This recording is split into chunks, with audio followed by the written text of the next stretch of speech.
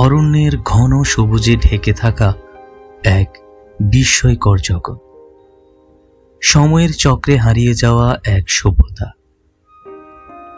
যাদের গৌরবময় অতীত আজও লুকিয়ে আছে ধ্বংসপ্রাপ্ত মন্দিরের পাথর আর গভীর জঙ্গলের নিস্তব্ধতার মাঝে। এই সভ্যতার কেন্দ্রবিন্দুতে ছিল এক জটিল এবং ভয়াল বিশ্বাস। দেবতাদের পূজা, রক্তের বলি আর অতি প্রাকৃত শক্তির প্রতি অন্ধ ভক্তি এই সভ্যতাকে গড়ে তুলেছিল। তারা বিশ্বাস করত জীবন আর মৃত্যুর চক্র পরিচালিত হয় দেবতাদের ইচ্ছায়, আর সেই ইচ্ছে পূরণের জন্য মায়ার শাসক আর পুরোহিতরা একে একে বলি দিত অসংখ্য প্রাণ। বলা হয়েছিল একদিন আকাশে চাঁদ আর সূর্য একসাথে মিলিত হবে এবং তখনই উন্মোচিত হবে এক প্রাচীন অভিশাপ। সেই অভিশাপের উৎস ছিল ইৎজাম পাথর, এক রহস্যময় শক্তি যা দেবতাদের রোষ আর মানুষের লোভকে একত্র করেছিল। কি সেই অভিশাপ আর কোথায় সেই অভিশপ্ত পাথর?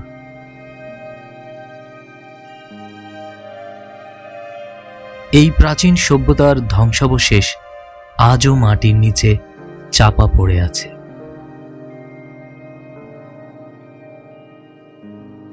আপনারা কি প্রস্তুত এই রহস্যময় জগতে প্রবেশ করতে?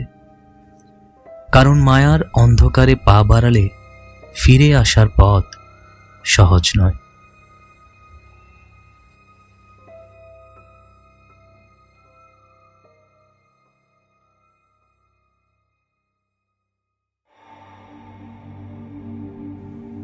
মায়া সভ্যতা বিশ্বের প্রাচীনতম এবং রহস্যময় সভ্যতাগুলোর একটি। এই সভ্যতা গড়ে উঠেছিল আজকের Mexico, Guatemala, Belize, El Salvador এবং হন্ডুরাসের কিছু অংশে। খ্রিস্টপূর্ব 2000 সালে এই সভ্যতার উত্থান হয়েছিল বলে ধারণা করা হয়। মায়ানরা গড়ে তুলেছিল একটি জটিল এবং সুসংগঠিত সমাজ। তাদের সমাজ ব্যবস্থা ছিল একটি পিরামিডের আকারের, যেখানে শাসকরা সবচেয়ে উঁচু স্থানে অবস্থান করত। শাসকরা নিজেদের দেবতাদের প্রতিনিধি হিসেবে দেখাতো এবং তাদের আদেশ অমান্য করা এক প্রকার পাপ বলে বিবেচিত হতো।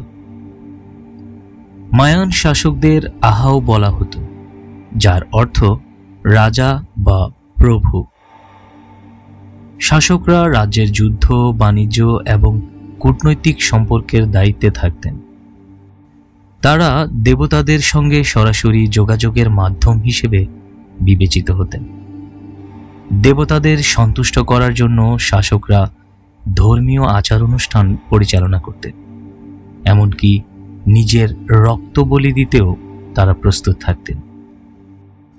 তারা মন্দির, পিরামিড এবং শহরের অন্যান্য গুরুত্বপূর্ণ স্থাপনা নির্মাণে নেতৃত্ব দিতেন।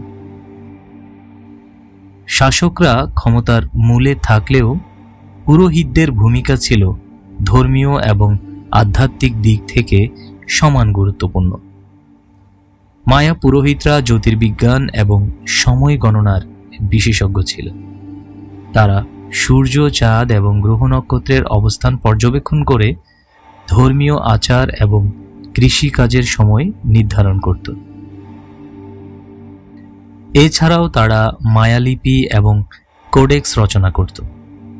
তারা নতুন পুরোহিতদের প্রশিক্ষণ দিতেন এবং মায়ানদের ধর্মীয় ও ঐতিহাসিক জ্ঞান সংরক্ষণ করতেন। মায়াদের ধর্ম ছিল বহু দেবতাবাদী। তারা সূর্য, চাঁদ, জলের দেবতা এবং জগতের অন্যান্য উপাদানের পূজা করত। কুকুলকান বা একটি পালকধারী সাপের দেবতা এবং চাক, যা বৃষ্টির দেবতা, তাদের প্রধান দেবতাদের অন্যতম।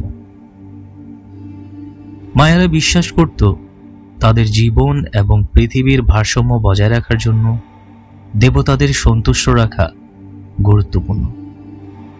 এজন্য তারা রক্তের বলি এবং কখনো কখনো মানুষের বলি দেবতাদের উৎসর্গ করত। মায়ারা ছিল জ্যোতির্বিজ্ঞানের অগ্রদূত। তারা সূর্যের উদয় অস্ত, তারার গতিবিধি এবং গ্রহ নক্ষত্রের অবস্থান পর্যবেক্ষণ করে একটি ক্যালেন্ডার তৈরি করেছিল।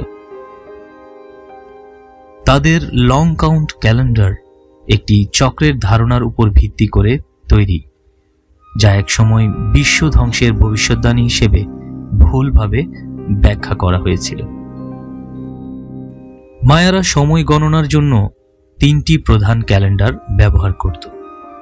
এগুলো ছিল হাব ক্যালেন্ডার, টজলকিন ক্যালেন্ডার ও long count calendar. Haab calendar ছিল একটি সৌর ক্যালেন্ডার এবং 365 দিনের একটি চক্র। এটি কৃষিকাজ ও দৈনন্দিন জীবনের জন্য ব্যবহৃত হতো। টজলকিন ক্যালেন্ডার 260 দিনের একটি পবিত্র ক্যালেন্ডার ছিল। ধর্মীয় আচার অনুষ্ঠান ও ভবিষ্যদ্বাণীর জন্য ব্যবহৃত হতো।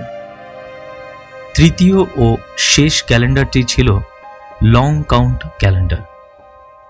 এটি দীর্ঘ সময় গণনার জন্য ব্যবহৃত হতো।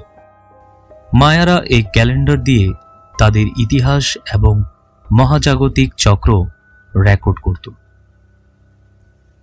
মায়া সভ্যতার লং কাউন্ট ক্যালেন্ডার বাকতুন নামে পরিচিত বড় বড় চক্রে বিভক্ত ছিল, যেখানে প্রতিটি বাকতুন ছিল 394 বছরের সমান। শেষ বাকতুনটি 2012 সালের 21 ডিসেম্বর এসে শেষ হয়ে যায়। এখান থেকেই 2012 সালের ডুমসডের ভুল ধারণাটি চলে আসে। কিছু মানুষ বিশ্বাস করেছিল যে এই তারিখে প্রাকৃতিক বিপর্যয়, মহাজাগতিক সংঘর্ষ বা কোনো অতি প্রাকৃত ঘটনা ঘটবে। তবে প্রত্নতান্ত্রিক এবং বিশেষজ্ঞরা বলেন, মায়াদের মতে এটি কোনো ধ্বংসের চিহ্ন নয়, বরং একটি নতুন চক্রের সূচনা।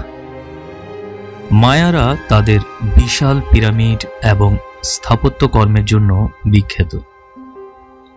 টিকাল, কপান, পালেনক এবং চিচেন ইৎজা তাদের প্রধান শহরগুলোর মধ্যে অন্যতম। মায়ারা মন্দির, পিরামিড, প্রাসাদ এবং খেলার মাঠ তৈরি করেছিল, যা তাদের অসাধারণ স্থাপত্য দক্ষতার প্রমাণ বহন করে। বিশেষত চিচেন ইৎজার কুকুলকান পিরামিড পৃথিবীর 7ম আশ্চর্যের একটি হিসেবে স্বীকৃত। মেক্সিকোর ইউকাটান উপদ্বীপে অবস্থিত চিচেন ইৎজা নামের প্রাচীন মায়া শহরে দাঁড়িয়ে আছে কুকুলকান পিরামিড, যা এল কাস্তিলো নামেও পরিচিত। কুকুলকান ছিলেন মায়াদের প্রধান দেবতাদের একজন। তিনি ছিলেন পালকধারী সাপের দেবতা এবং জ্ঞানের, বায়ুর এবং সৃষ্টি ও ধ্বংসের প্রতীক। পিরামিডটি মূলত কুকুলকানের প্রতি নিবেদিত একটি মন্দির। মায়ারা বিশ্বাস করত এই পিরামিডের মাধ্যমে তারা কুকুলকানের সঙ্গে যোগাযোগ করতে পারত। কুকুলকান পিরামিডের উচ্চতা প্রায় 24 মিটার। শীর্ষে থাকা মন্দিরের উচ্চতা এটিকে আরও প্রায় 6 মিটার উঁচু করেছে। এটি 55.3 মিটার চতুর্ভুজাকার ভিত্তির উপরে স্থাপিত। কুকুলকান পিরামিডটি ছিল জ্যোতির্বিজ্ঞান এবং সময় গণনার নিখুঁত উদাহরণ। প্রতি বছর 21শে মার্চ এবং 23শে সেপ্টেম্বর বিষুবের সময় সূর্যের আলো এমনভাবে পিরামিডের উপর পড়ে যে মনে হয় সিঁড়ি বেয়ে একটি সাপ নেমে আসছে। এই দৃশ্যটি কুকুলকানের অবতরণের প্রতীক। সাপের মাথার ভাস্কর্যের সঙ্গে সূর্যের আলো এমনভাবে মিলে যায় যা দেখলে মনে হয় সাপটি জীবন্ত। 1930-এর দশকে প্রত্নতান্ত্রিকরা পিরামিডের ভেতরে একটি গোপন চেম্বার আবিষ্কার করে। এই চেম্বারে একটি চিত্রলিপি এবং একটি জাগুয়ার সিংহাসন পাওয়া যায়, যা দেবতাদের সঙ্গে সংযোগ নির্দেশ করে।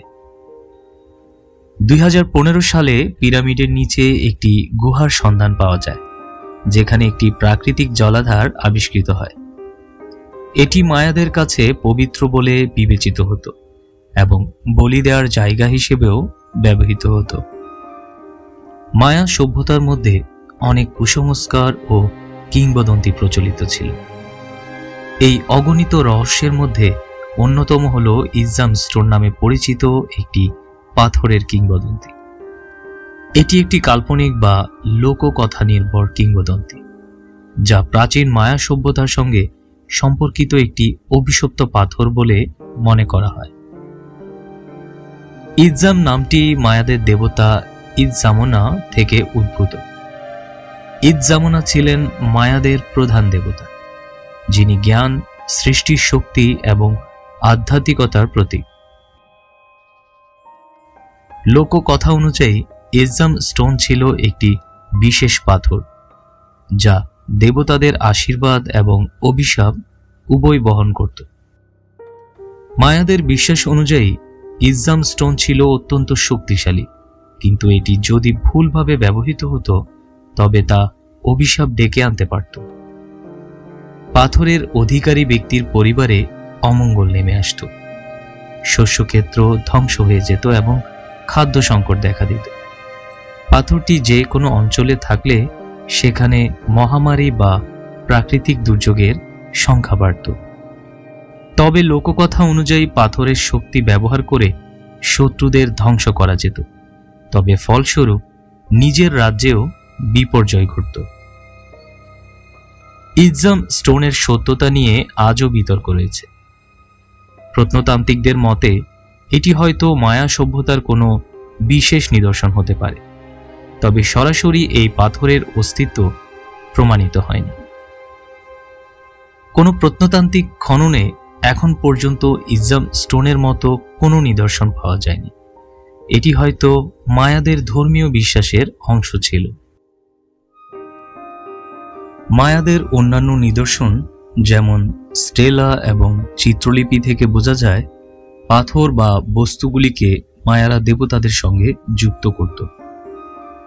ইজাম স্টোন হয়তো এই ধরনের কোনো ধর্মীয় প্রতীক হতে পারে। ইজাম স্টোনের কিংবদন্তি আধুনিক সাহিত্য, সিনেমা এবং গেমের মাধ্যমে জনপ্রিয় হয়েছে। এটি একটি কাল্পনিক উপাদান হলেও মায়া সভ্যতার গভীর সংস্কৃতি এবং তাদের ধর্মীয় বিশ্বাসের সঙ্গে এর সম্পর্ক রয়েছে। যদিও এর বাস্তবতা প্রমাণিত নয়, তবুও ইজাম স্টোনের কিংবদন্তি আমাদের মায়া সভ্যতার রহস্যময় এবং সমৃদ্ধ সংস্কৃতির প্রতি আকৃষ্ট করে। মায়া সভ্যতার পতন নিয়ে অনেক বিতর্ক রয়েছে। আজ অবধি এই সভ্যতার পতনের নিরেট কোনো ব্যাখ্যা দেয়া যায়নি, তবে ধারণা করা হয় পরিবেশগত অবক্ষয়, অতিরিক্ত কৃষি, অভ্যন্তরীণ রাজনৈতিক সংঘাত এবং স্পেনীয়দের বিজয় এর মূল কারণ। তবে তাদের কিছু শহর বেশ কয়েক শতাব্দী টিকেছিল। আজকের দিনেও মায়া সংস্কৃতি বেঁচে আছে। আধুনিক মায়া জনগণ এখনও মেক্সিকো এবং মধ্য আমেরিকার বিভিন্ন অঞ্চলে বসবাস করে। তারা নিজেদের ঐতিহ্য, ভাষা এবং ধর্মবিশ্বাস ধরে রেখেছে। মায়া সভ্যতা ছিল এক বিস্ময়কর ও রহস্যময় সভ্যতা, যা জ্ঞান বিজ্ঞানের চূড়ান্ত সীমা স্পর্শ করেছিল। মায়া সভ্যতা আমাদের শিখিয়ে গেছে কিভাবে প্রকৃতি, জ্ঞান এবং ধর্মের সংমিশ্রণে এক সমৃদ্ধ সভ্যতা গড়ে তোলা যায়।